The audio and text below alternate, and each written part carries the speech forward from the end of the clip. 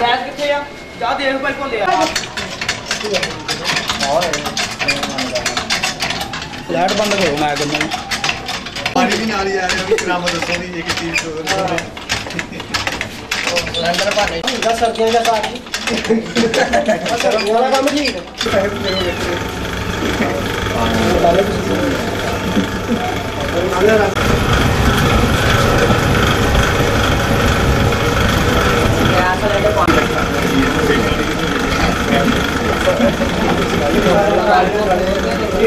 भाई नाम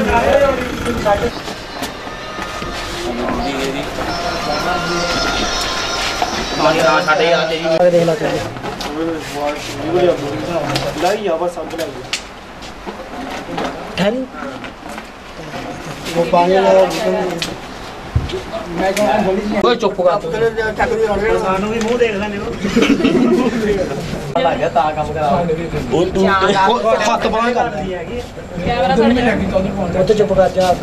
रिक्वेस्ट है कि ये जो हमें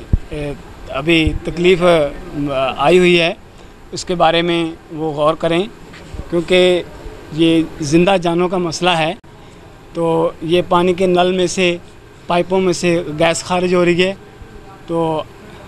इसके बारे में सुनवाई होनी चाहिए और अमल दरामद होना चाहिए। जी, हम आला हुक्मरान से अपील करते हैं कि ये हमारे मोहल्ला में पानी के नलों में से गैस आ रही है,